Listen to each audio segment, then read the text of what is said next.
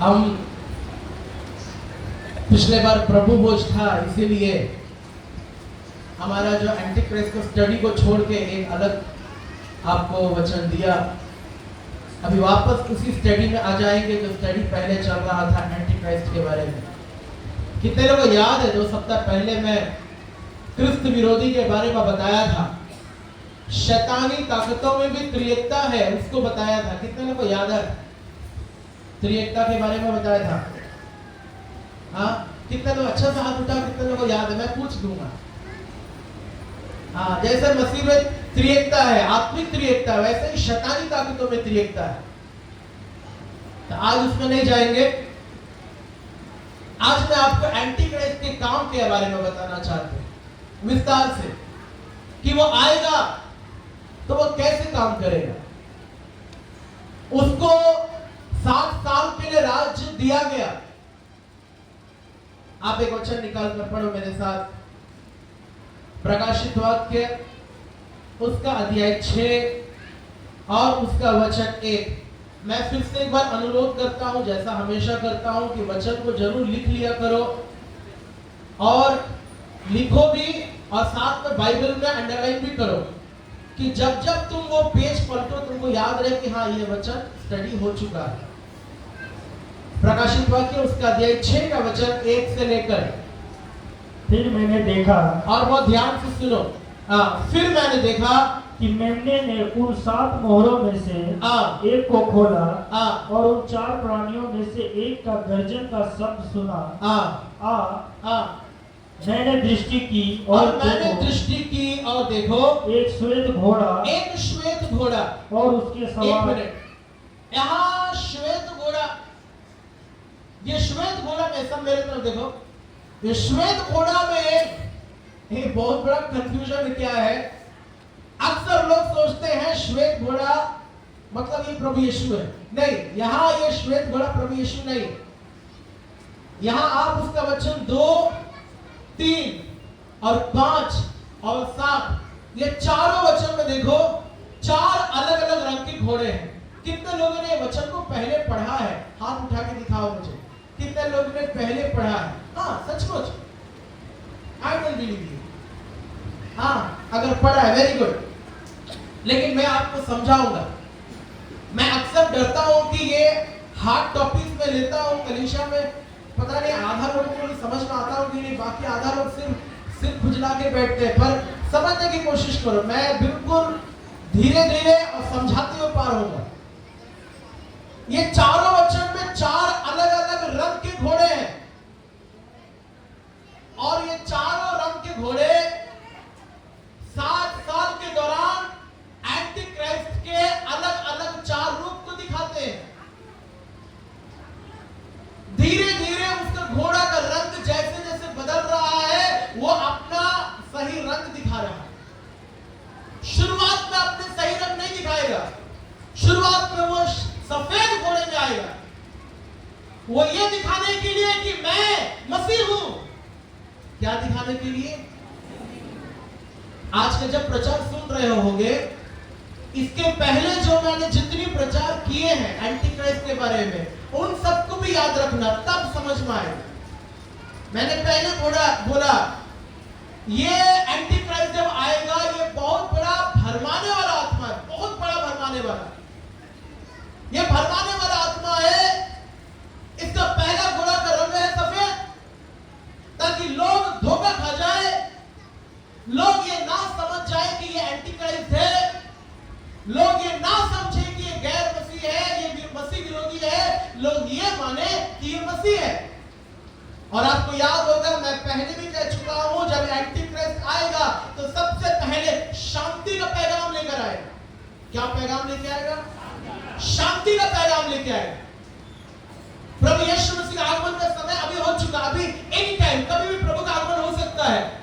और मत्ती उसका अध्याय 24 से लेने की जरूरत नहीं है। मत्ती 24 के अनुसार प्रभु के आगमन का समय ये पृथ्वी में बड़ा उथल-पुथल होगा, देश देश के विरोध युद्ध होगा, लड़ाइयां होंगी, राज्य के खिलाफ युद्ध होंगे। अभी गाजा में 65,000 लोग मर गए हैं, यूक्रेन में कई सैकड़ों लोग मर गए हैं, पूरे दुनिया में अभी कंबोडिया और थाईलैंड में भी युद्ध शुरू हो चुका है। दुनिया भर में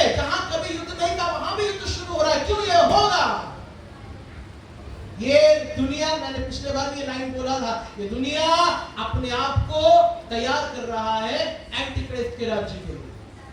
ये पूरे दुनिया में जब अशांति होगा और प्रभु का आगमन हो जाएगा, तुरंत वो एंटी क्राइस्ट अपने आप को एक राजा के रूप में और शांति बनाने वाला राजा के रूप में प्रकट करेगा। अब संसार में तब शांति की कमी होगी, तब लोग चुनेंगे नहीं, एक लीडर हमको चाहिए जो पूरे दुनिया को शांति लाएगा। हर देश का लीडर सिर्फ अपने देश का शांति सोचता है, लेकिन तब दुनिया ऐसा सोचेगा नहीं, एक व्यक्ति चाहिए पूरे दुनिया के लिए जो पूरे दुनिया को शांति में लाए। और उस समय एंटी क्राइस्ट अपने आप को प्रकट करेगा और वचन के अनुसार प्रभु पहले से उसके लिए तैयार कर चुका होगा और उसका पहला रंग है सफेद घोड़ा, मतलब शांति का राजकुमार। लेकिन वो शांति का राजकुमार नहीं है। यीशु मसीह ने कई बार बोला है, लोग मेरे नाम से कोई आएगा, मैं उतना ज्यादा वचन लिखा हूं पर उतना पढ़ाऊंगा नहीं तो और समय हो जाएगा। यीशु मसीह ने बार बार बोला, मेरे नाम से कोई और आएगा, तुम उसको ग्रहण कर लोगे। आज मैं पिता के नाम से आया, तुमने मुझे ग्रहण नहीं किया, पर मेरे नाम से कोई और आएगा, तुम उसे ग्रहण करोगे। मत्ती में प्रभु का वचन में लिखा है और ये सचमुच में होगा। वो यीशु के नाम में आएगा, वो मसीह के नाम में आएगा और लोग उसको स्वीकार करेंगे। ये दुख की बात है, जब यीशु मसीह खुद पृथ्वी में आया तब लोगों ने उसको स्वीकार नहीं किया। जब ओरिजिनल व्यक्ति आया तो स्वीकार नहीं किया, लेकिन यीशु ने अपने मुंह से भविष्यवाणी करके दिया है, मेरे जाने के बाद मेरे नाम से वो आएगा और दुनिया उसको ग्रहण करेगा।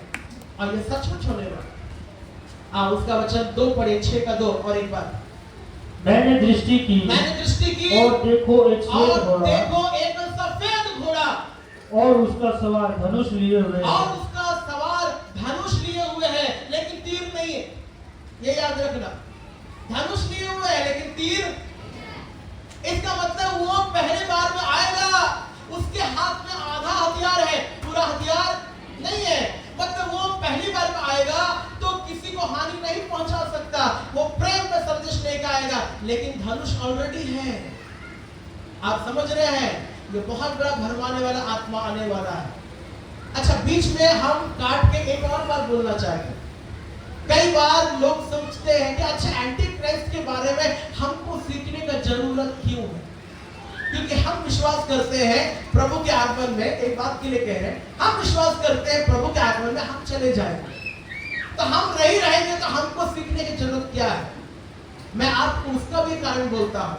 एंटी क्राइस्ट, बहुत जरूरी बात बोल रहा हूं, ध्यान से मेरे तरफ देखो। एंटी क्राइस्ट ऐसा नहीं है कि प्रभु के आगमन के बाद ही अचानक से प्रकट होगा। ध्यान से सुनो, वचन कहता है, आप निकाल कर एक वचन पढ़ो, वो संसार के आदि से ही यहां पर है। वो एंटी क्राइस्ट का आत्मा ऑलरेडी पृथ्वी पर है और वो अभी भी क्रिया कर रहा है।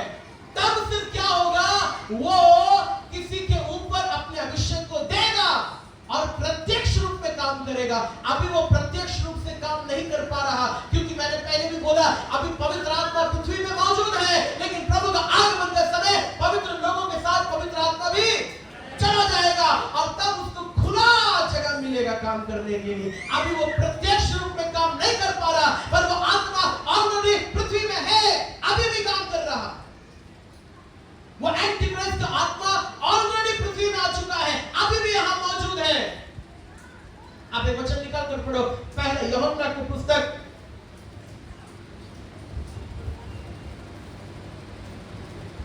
1 मिनट, शायद मैंने लिखने में गलती की। पहला यूहन्ना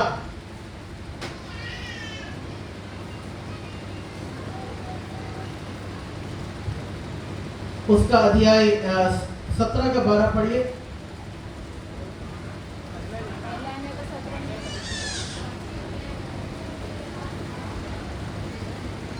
यूहन्ना 17 का 12। जब मैं उनके साथ था तो मैंने तेरे उस नाम से जो तूने मुझे दिया है उनकी रक्षा की। मैंने उनकी चौकसी की और विनाश के पुत्र को छोड़ उनमें से कोई नष्ट नहीं हुआ, इसलिए कि पवित्र शास्त्र में जो कहा गया वह पूरा हो। अच्छा, एक व्यक्ति मुझे मदद करो, पहला यूहन्ना उसका अध्याय 3 का वचन, 4 का 3। हाँ, पहले यूहन्ना 4:3। और जो आत्मा यीशु को नहीं मानती, हाँ ध्यान से सुनो, जो आत्मा यीशु को नहीं मानती वह परमेश्वर की ओर से नहीं, वो परमेश्वर की ओर से नहीं, और वही तो मसीह के विरोध की आत्मा है, वही तो मसीह के विरोध की आत्मा है, जिसकी चर्चा तुम सुन चुके हो, जिसकी चर्चा तुम सुन चुके हो। वह आने वाला है, वो आने वाला है और अब भी जगत में है। अभी भी जगत में है। ताली बजा के प्रभु का महिमा। ये वचन लिखने में गलती हुआ था, मैं पढ़ा था। मैं बार बार बोलता हूँ, संडे सुबह मेरे को फोन नहीं किया करो। संडे सुबह मेरे को इतना लोग फोन करके डिस्टर्ब करते हैं, मैं ना प्रार्थना कर पाऊँ ना वचन पढ़ पाऊँ। खिड़की खुला रहे, खिड़की से झांक ले, ऐसा भी कुछ लोग करते हैं। प्लीज इस तरह नहीं करो डिस्टर्ब। हाँ, पहले यूहन्ना 4:3 लिखा है वो आने वाला है, लेकिन नहीं, वो पहले से आ चुका है, वो अभी भी यहाँ मौजूद है। कितने लोग प्रभु के वचन से सहमत हैं? ताली बजाकर प्रभु का महिमा करें। ये अनएक्सेप्टेबल है, लेकिन सच है। एंटी क्राइस्ट का आत्मा, मैं बार बार इसको जोर देके कह रहा हूं, एंटी क्राइस्ट का आत्मा ऐसा नहीं है कि वो आने वाला है। वचन कह रहा है आ चुका है। ये वचन 2000 साल पहले लिखा गया, तभी लिखा है आ चुका है। आ चुका है का मतलब वो पहले से है। पता है प्रभु के आगमन के बाद क्या होगा? वो आत्मा जो है, एंटी क्राइस्ट आत्मा, वो जिस मनुष्य को चुनेगा, वो मनुष्य के अंदर अपने अभिषेक को डालेगा, उसके जरिए से काम करेगा। सिर्फ इतना ही काम बाकी है, लेकिन एंटी क्राइस्ट का आत्मा ऑलरेडी पहले से पृथ्वी में मौजूद है।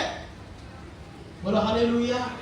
वो पहले से यहाँ मौजूद है। और मैं आपको एक और बात बता दूं, शायद ये भी हो सकता है कि जिस मनुष्य के अंदर वो एंटी क्राइस्ट का आत्मा प्रवेश करने वाला है, वो व्यक्ति अभी जन्म भी ले चुका हो, और वो इसी दुनिया में कोई नेता के रूप में, चाहे कोई अभिनेता के रूप में, चाहे कोई बड़ा हस्ती के रूप में, या एकदम अननोन व्यक्ति के रूप में जी रहा है। ना किसी और को पता है, ना उसको खुद को पता है। हाँ, समझे मैं क्या कह रहा हूं?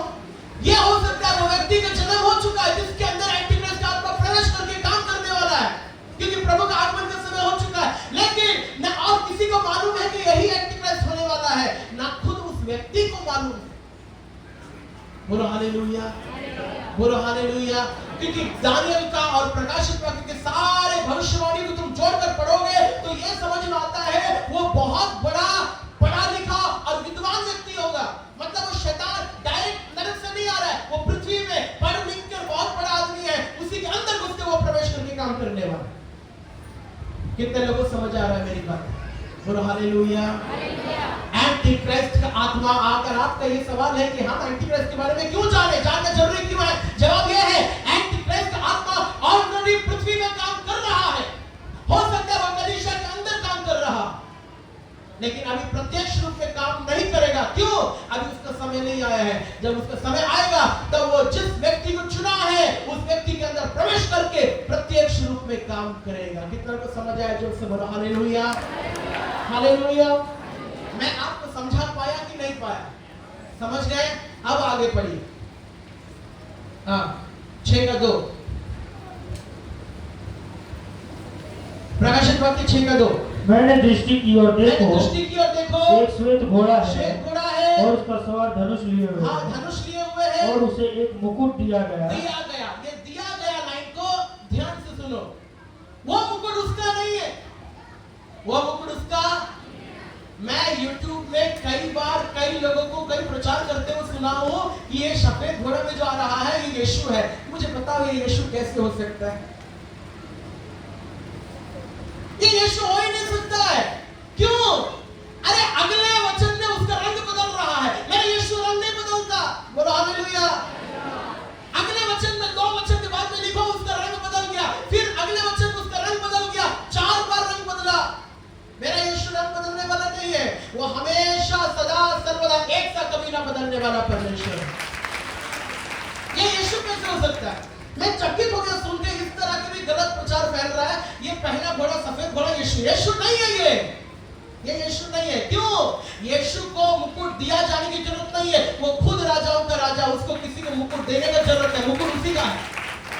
मुकुट उसको दिया जाता है जिसका मुकुट नहीं है।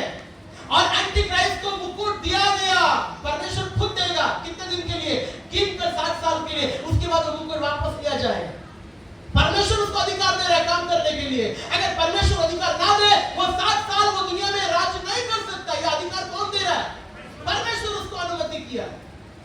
इस बात को समझो, ये पहला घोड़ा यीशु मसीह नहीं है, ये पहला सफेद घोड़ा एंटी क्राइस्ट है। हाँ, लिखा है उसको मुकुट दिया गया। मुकुट का मतलब अधिकार। उसका पास अधिकार नहीं था, लेकिन उसको अधिकार परमेश्वर ने दिया। हाँ, और आगे, और वह जय करता हुआ निकला, वो जय करता हुआ निकला कि और भी जय प्राप्त और भी करे। जय प्राप्त करे। अब अगला वचन, जब उसने दूसरी मोहर खोली, जब दूसरी मोहर खोली, तो मैंने दूसरे प्राणी को यह कहते सुना, यह कहते सुना, फिर एक और घोड़ा निकला, एक और घोड़ा निकला जो लाल रंग का था। अब रंग बदल गया। अब कौन सा रंग का है? लाल रंग का घोड़ा है। हाँ, अब ये लाल रंग का घोड़ा के दौरान क्या करेगा? उसका काम क्या है? आगे पढ़िए।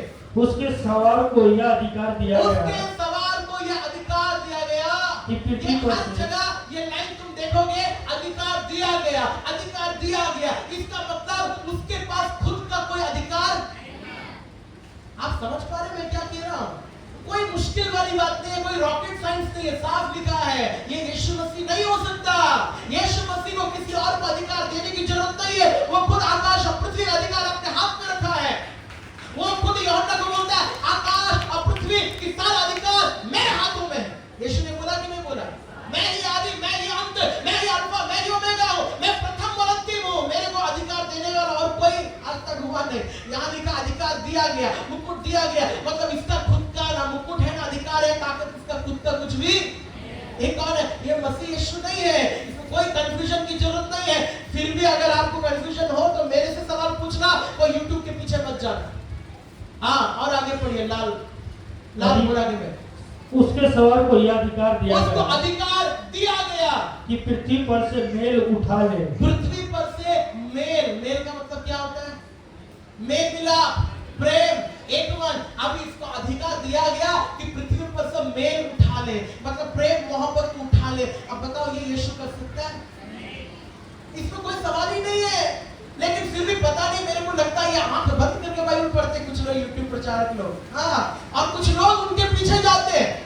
इसी तरह के प्रचारकों को देखो, यूट्यूब में कितना व्यूअर्स है, लाखों व्यूअर्स है। बड़े बड़े नाम, मैं नाम लेना नहीं चाहता, इतने बड़े बड़े यूट्यूबर्स है, इतने बड़े बड़े प्रचारक है, और सोशल मीडिया में उनका व्यूअर्स, उनका फॉलोअर्स इतना है, लेकिन प्रचार गलत है। प्रभु का अनुग्रह से भले ये हो सकता है ये छोटा सा टीना का कलीसिया है, लेकिन यहाँ वहां सच का सच मिलता है। हालेलुया। लिखा उसको अधिकार दिया गया। अभी देखो, ये 7 साल के दौरान ये दूसरा घोड़ा है, ये वही एंटीक्रिस्ट है, सिर्फ रंग बदल रहा है। अब क्या करेगा? पहले वो शांति का राजा बन के आया, शांति का राजा बन के आया, लोगों को धोखा दिया और सबको अपने वश में कर लिया। अभी ताकत अधिकार अपने हाथ में ले लिया। अभी अधिकार लेने के बाद अब उसका रंग क्या हो गया? अब बदलना शुरू। अभी से शुरुआत है, और बहुत रंग बदलना बाकी है। अभी शुरुआत है। अभी क्या है? पृथ्वी पर से मेल उठा लेगा। वो शांति का दूत बनकर आया था, पर अधिकार हाथ में लेने के बाद वो पृथ्वी में शांति नहीं रहने देगा। बोलो हालेलुया।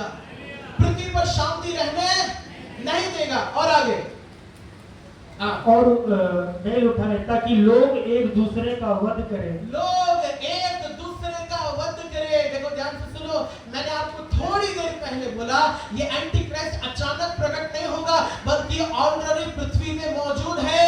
आपको याद रहे, आपका परिवार में मेल उठाने वाला आत्मा यही आत्मा है। आपका परिवार में प्रेम मोहब्बत एकता उठाने वाला आत्मा यही आत्मा है। सास बहू में लड़ाई लड़ाने वाली आत्मा यही आत्मा है। भाई भाई को एक दूसरे का खून का प्यासा कराने वाला आत्मा यही आत्मा है। कलीसिया के एक दूसरे में फूट लड़ाई, हर कैंसर में टुकड़ा टुकड़ा करने वाला आत्मा यही आत्मा है। ध्यान से सुनो, ये आत्मा प्रभु के आगमन के बाद नहीं आएगा, ये अभी आ चुका है और अभी क्रिया कर रहा है। और इसीलिए एंटीक्राइस्ट स्टडी इतना ज्यादा जरूरी है। वो आ चुका है, he is already here, he has already come। 2000 साल पहले वचन में लिखा है, वो आने वाला था, लेकिन वो आ चुका है, वो मौजूद है, वो अभी प्रेजेंट है, वो अपना काम चालू रखा है और उसका काम दिख रहा है, लेकिन प्रत्यक्ष रूप में नहीं, क्योंकि अभी उसका समय नहीं आया है। ये मेल उठाने वाला आत्मा है। मैं दुख के साथ कह रहा हूं, वचन से थोड़े बाहर जाकर आज इस सप्ताह मेरे को कम से कम 5 परिवारों का फोन आया, कम से कम 5 परिवारों का, पास्टर हमारे परिवार में अशांति है, हमारे जवान बच्चे हमारे हाथ में नहीं है, हमारा बहू ऐसा है, हमारा सास ऐसा है, हमारा पापा ऐसा है, मेरा बच्चा ऐसा है। सबसे ज्यादा शिकायत बच्चों के बारे में और कुछ शिकायत माँ बाप के बारे में। देखो मैं बोलूंगा एक बात, मैं आराधना के दौरान में मेरे मुंह से निकला, मैं फिर से कह रहा हूं, ये मेल उठाने वाला आत्मा अगर तुम्हारे घर में क्रिया कर रहा है तो किस लिए तुम अन्य भाषा बोलते हो? क्या प्रभु को बेवकूफ बनाने के लिए या किसको बेवकूफ बनाने के लिए? अगर परिवार में अशांति है, परिवार में पूरा पटका पटकी है, परिवार में पूरा मेल प्रेम नहीं है, पूरा ईर्ष्या जलन वैर भाव बदले की भावना है और तुम पवित्र आत्मा कहां से आएगा? किसको धोखा देने के लिए? हर परिवार में ये सच में मेरे लिए चिंता की विषय है। मुझे नहीं पता अन्य कलीसियाओं के बारे पर, प्रभु ने जितना मेरे हाथ में दिया, मेरा कर्तव्य सिर्फ उनका चिंता करना, बाकी लोगों को चिंता करना मेरा काम। प्रभु मेरे हाथ में जो दिया है उसके लिए चिंता करना, बोझ उठाना, प्रार्थना करना मेरी जिम्मेदारी है। इसीलिए मैं कह रहा हूं, अपने परिवार में एक अच्छा विश्वासी बनो। अगर तुम परिवार में एक अच्छा विश्वासी नहीं है, तुम एक अच्छा पत्नी नहीं है, तुम एक अच्छा पति नहीं है, तुम एक अच्छा बाप नहीं है, एक अच्छा माता नहीं है, एक अच्छा बच्चा नहीं है, तो तुम एक अच्छा विश्वासी भी नहीं है। कितना परिवार में अशांति है, तो फिर यहाँ ताली बजा के कूद के आराधना करके इतना अन्य भाषा बोलकर क्या फायदा अगर परिवार में इतना अशांति है? मैं उन लोगों की बात नहीं करने, कलीसिया में नए हैं, मैं उन लोगों की जो पुराने हैं, कुछ सेवा करने वाले हैं, जो आत्मा जीतने वाले हैं, उन परिवारों को हालत बता रहा हूं। परिवार में अशांति है, कोई फायदा नहीं। मैं अन्य सेवकों की तरह है ना अपने कलीसिया का सिर्फ बड़ाई करना नहीं चाहता। नहीं, जो कैंसर है वहां भी चाकू रखना जरूरी है, नहीं तो घाव एक दिन जान ले लेगा। डुप्लीकेट डॉक्टर ओरिजिनल डॉक्टर में यही फर्क है। डुप्लीकेट डॉक्टर ऊपर से मलहम लगाएगा, पट्टी बांध के छोड़ देगा, जाओ सब ठीक है, सब चंगा है। लेकिन ओरिजिनल डॉक्टर कहां ढूंढेगा, इसका जड़ कहां है, वही चाकू रखेगा, काट के अलग करेगा। मैं वो काम कर रहा हूं। शायद आप सोच सकते हैं पास्टर इतना परिवार के बारे हमको लगता है, शायद अगर मैं गलत नहीं हूं, पिछले 1 महीने से लगातार मैं कहीं ना कहीं परिवार के बारे थोड़ा बोल रहा हूं। कितने लोगों ने ध्यान दिया? कितने लोगों ने ध्यान दिया? परिवार में डिसिप्लिन के बारे में कुछ ना कुछ कह रहा। क्यों? ये कलीसिया में हर आपके जीवन में आप बिल्कुल ठीक है, इसमें कोई शक नहीं है, कोई शिकायत नहीं है। आप आराधना करने में मेरे कलीसिया के मुताबिक, मैं गर्व से कह रहा हूं, पूरे धनबाद में मेरे कलीसिया की तरह आराधना करने वाले विश्वासी कहीं नहीं है। पूरे धनबाद में सबसे अच्छा आराधना करने वाले मेरे विश्वासी, आराधना करने में, सेवा करने में, कलीसिया का काम करने में, सब चीज में अच्छे हैं। लेकिन एक चीज में, परिवार में शांति नहीं। वो गलती प्रभु का नहीं है, वो गलती तुम्हारा है। वो गलती प्रभु का नहीं, वो गलती वो तुम्हारा है। तुम एक अच्छा पत्नी नहीं बन पाई, तुम एक अच्छा पति नहीं बन पाया। कुछ लोग रोबोट की तरह जीवन जी रहे, मशीन की तरह। कोई भावुकता नहीं है परिवार में, कोई फीलिंग्स नहीं है, कोई सेंटिमेंट नहीं है, कोई इमोशन नहीं है परिवार में। कुछ माँ बाप है, वो बच्चों से कोई लगाव नहीं है, वो बच्चे को कोई तकलीफ है। आपको पता है कुछ बच्चे बिगड़ते क्यों हैं? गलतियां बच्चा का नहीं, गलती माँ बाप का है, क्योंकि वो बच्चों के लिए परिवार में एक अच्छा वातावरण नहीं बना पाए। कितना लोग मेरे पास सहमत है? बोलो हालेलुया। ये जितने बच्चे प्रेम मोहब्बत में पढ़ते हैं, पता है किसी लिए? क्योंकि घर में उनको वो वातावरण नहीं है, घर में प्रेम नहीं है, घर में प्यार नहीं है, घर में टेंशन है। अगर उसको कुछ बताना है तो चलो पापा को बोलेंगे, शेर जैसा मुंह बना के बैठा है, इसको क्या बोले? नहीं बोलेगा। फिर वो किसको बोलेगा? वो किसी और को बोलेगा। वो और दूसरा व्यक्ति क्या करेगा? उसके जो सीक्रेट मालूम चला उसका फायदा उठाएगा, उसको ब्लैकमेल करेगा। ये सारी चीजें होती है। माँ बाप को मैं कहूंगा, बच्चों के साथ थोड़ा प्रेम करो, बच्चों के साथ फ्रेंडली रिलेशनशिप करो। मेरे पापा का मैं अभी भी इतना अच्छा दोस्त के तरह हम रहते हैं, आप यकीन नहीं करोगे। मैं एक बच्चे का बाप हो चुका हूं। जब भी घर जाता मेरे पापा की गोद में बैठता हूं, जब टीवी देखता हूं पापा के सीने में सिर रखता हूं। और सिर्फ मैं नहीं, मेरी बहन भी। क्यों? इतना अच्छा हेल्दी एनवायरनमेंट है हमारे परिवार में। अगर कोई दिक्कत है हमको और कहीं बाहर किसी को बोलने की जरूरत नहीं है। मेरे को हमेशा मालूम मेरे पापा मेरे लिए खड़ा रहेगा। ये होना चाहिए परिवार में। पर कितना माँ बाप लोग बच्चों के साथ अच्छा रिश्ता कायम नहीं किए और इसलिए वो बच्चा डिप्रेशन में, वो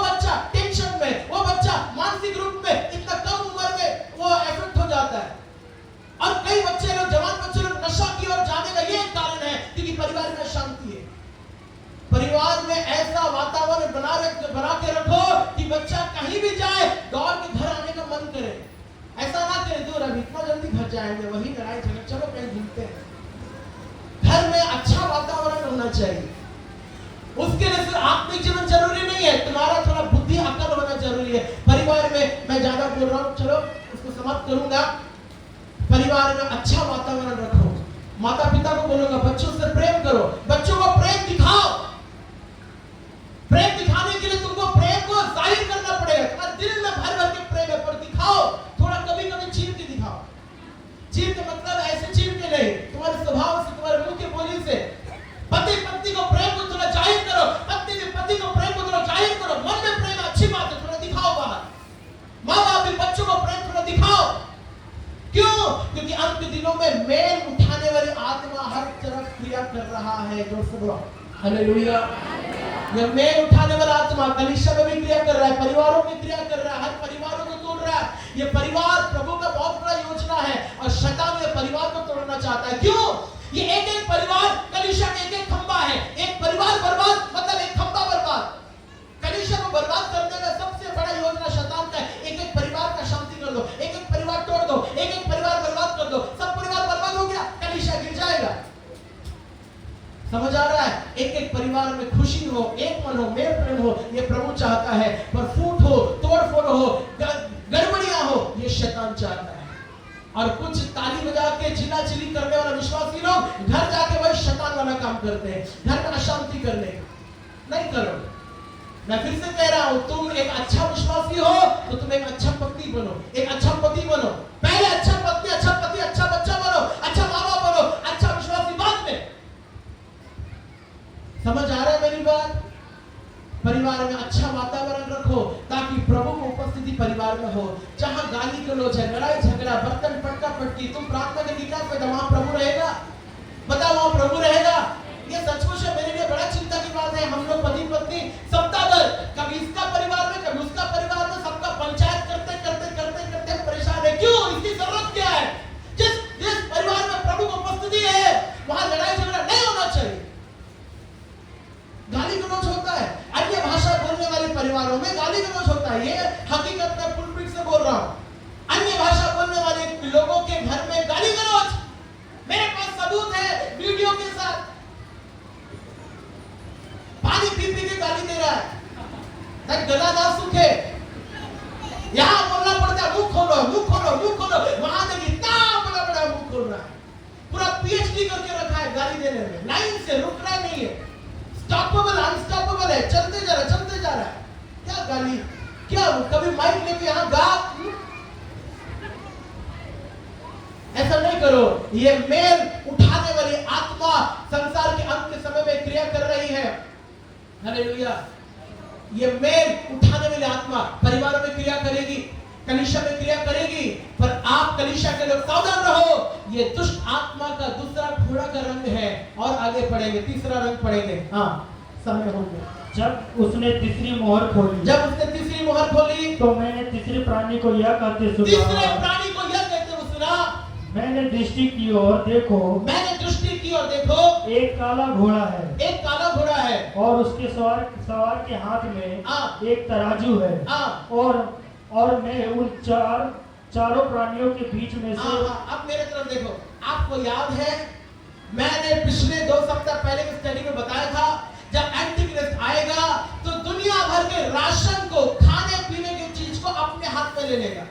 सिर्फ खाने पीने की नहीं, हर चीज, हर कमोडिटी, सारे ट्रांसपोर्ट, सारा सर्विसेज, गुड्स, हर चीज, कॉमर्स, हर चीज वो अपने हाथ में लेगा। ना कोई एक चीज बेच सकता है एंटीक्रिस्ट के मर्जी के बगैर, ना कोई 1 रुपए की चीज खरीद सकता है। ना बेच पाएगा ना खरीद पाएगा। कोई 1 रुपए का सामान बेचेगा या खरीदेगा या खाएगा, वो एंटीक्रिस्ट को मालूम होगा तभी हो सकता है। मैंने ये भी बोला था, हर चीज में बारकोड लगेगा और उसके हिसाब से हर चीज को वो कंट्रोल करेगा। जो मूर्ति को पूजा किया उसको बारकोड मिलेगा, उसी को राशन मिलेगा। घर में एक जन अगर मूर्ति पूजा किया उसी को राशन मिलेगा। बाकी 5 लोग बैठ के खाएगा तो एक आदमी जो राशन लिया है वो खुद ही बाकी लोगों को फंसा देगा। देखो ये छाप नहीं लिया, ये मेरा राशन में से खा रहा है। ये चीजें होंगी। यही लिखा है। तीसरा घोड़ा का रंग क्या है? वो तराजू को अपने हाथ में, ये तराजू का मतलब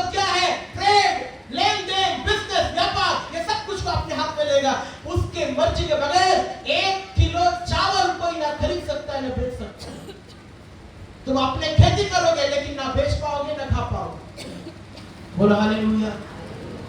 ठीक है, और आगे पढ़िए।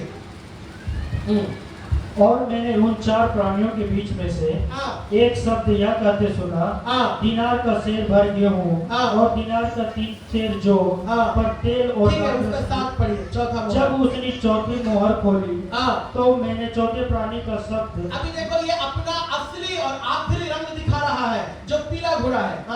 तीसरा वाला काला था, दूसरा वाला लाल रंग था, पहला वाला सफेद था, अब चौथा वाला पीला रंग का घोड़ा। मैंने दृष्टि की, 8वां वचन, मैंने दृष्टि की और देखो एक पीला सा घोड़ा है और उसके सवार का नाम मृत्यु है। उसका सवार का नाम मृत्यु, मौत, अंत। ये उसका असली रंग है, जो शुरू से नहीं दिखाएगा, ये बचा के रखेगा, आखिरी में दिखाएगा। और अधोलोक उसके पीछे पीछे है और उन्हें पृथ्वी की 1/4 पर यह अधिकार दिया गया कि तलवार और अकाल और मरी और पृथ्वी के वन पशु होंगे। बाकी हम अगले सप्ताह देखेंगे। मैं इतना कहकर समाप्त करूंगा, ये एंटी क्राइस्ट आने वाला नहीं है। आज का मुख्य लाइन यही है, आज का प्रचार का मुख्य लाइन ये है, एंटी क्रिस्ट आने वाला है, लेकिन वो आ चुका है। He is already present. हो सकता है तुम सावधान नहीं रहोगे, वो एंटी क्रिस्ट का आत्मा तुम्हारे घर के अंदर काम कर रहा है, पर तुमको पता नहीं है। तुम घर के अंदर प्रार्थना कर रहे हो, पर तुम्हारे घर के अंदर एंटी क्रिस्ट का काम हो रहा है। कलीसिया में आप प्रार्थना कर रहे हैं, पर सावधान नहीं है कलीसिया के लोग, कलीसिया के अंदर एंटी क्रिस्ट काम करेगा। आमीन। आज का प्रचार का यही समरी है, एंटी क्रिस्ट आने वाला था, लेकिन वो आ चुका है। He is already present। प्रभु ने बोला, मेरे नाम से कोई और आएगा, मुझे एक्सेप्ट नहीं किया, मुझे अंगीकार नहीं किया, पर मेरे नाम से कोई और आएगा, संसार के लोग उसको अंगीकार करेंगे। बोलो हालेलुया, बोलो हालेलुया। इसलिए कलीसिया सावधान हो कि कलीसिया के अंदर ऐसा आत्मा क्रिया ना करे। कलीसिया में कितना लड़ाई झगड़ा, कितना कैंसर में 2 टुकड़ा हो गया, कितना कैंसर में 3 टुकड़ा हो गया। हमें हिया ना जीवो, हमें हुआ ना जीवो, एक साथ हमार नहीं हो रलो, हम ओकर साथ नहीं बात करबो, ए बैठबो तो हमें उठ जीवो। ये सब चीजें कलीसिया में है। आज कुछ लोग यहाँ तक भी बोला है, उसको निकालो कलीसिया से तब हम आएंगे, उसको मत दो तब हम आएंगे। ये सारी चीजें कलीसिया के अंदर नहीं। क्यों? ये मेल उठाने वाली आत्मा, ये एंटी क्राइस्ट की आत्मा है। मैंने आज शुरू नहीं किया, बहुत सारी चीजें हैं बताने के लिए, अगला सप्ताह बताएंगे। अपनी जगह पर खड़े हो जाओ। ये एंटी क्राइस्ट के बारे में हम लगातार सीख